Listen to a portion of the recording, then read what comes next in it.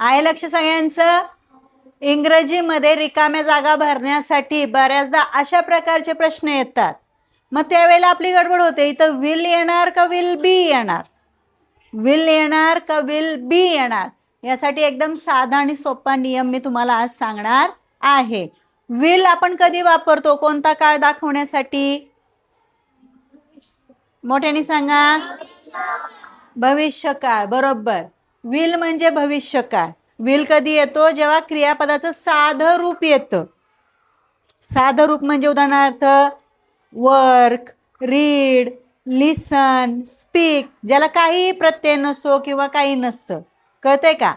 I will dance. कळतंय? I will dance. मी dance करणार आहे. मग विल कुठे येतं? मी काय सांगितलं? साधं क्रियापदाचं रूप येतं त्यावेळेला सुरुवातीला काय येतं त्याच्या आधी?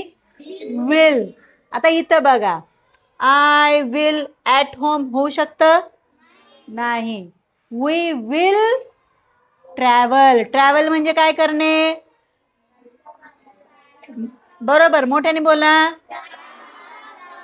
प्रवास करणे. We will travel. काय येणार? आम्ही प्रवास करणार आहोत. I will dance. सरळ सरळ क्रियापदाचं रूप आलं तरच काय येतं? विल. काय येतं? ह्याच्यासाठी एकच नियम आहे, साधं क्रियापदाचं रूप असेल तेव्हाच विल येतं. मग विल बी साठी बरेच आहेत. मग हेच लक्षात ठेवायचं. हे सोडून जे काही येतं तिथं काय येणार? Will be. मग बघा, विल बीच्या पुढं काय काय येतं? नाऊन येतं. क्रियापद येत नाही. येतं पण त्याला पुढं आयएनजी प्रत्यय येतो. ज्या क्रियापदाच्या पुढं आयएनजी असतो प्लस आयएनजी, बरोबर, किंवा एखादा ॲडजेक्टिव्ह असतो, विशेषण. दिसतंय सगळ्यांना? ॲडजेक्टिव्ह असतो तेव्हा पण विल बी येतो. समजलं? महत्वाचं हे लक्षात ठेवा म्हणजे तुमचं चुकणार नाही. बेस वर्ब आला की विल लिहायचं, बाकीच्या वेळेस विल बी. मग बघा, आय डॅश ॲट होम.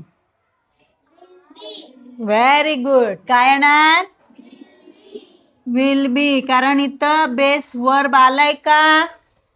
मूळ क्रियापद आलंय का? नाही. We will travel. ट्रॅव्हल आले म्हणून विल. विल बी नाही. I dash working. Very good. का विल बी? हा, आय एन जी आलाय म्हणून will be. Okay. She dash call you. Call you. Call you म्हणजे फोन करेन किंवा बोलेन. ती तुझ्याशी बोलेन की किंवा ती तुला फोन करेन. कॉलचे दोन अर्थ होतील. मग काय येणार इथं? Very good. काय येणार आहे? Will. She will call you. Very good.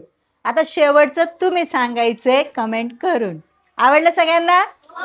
छान.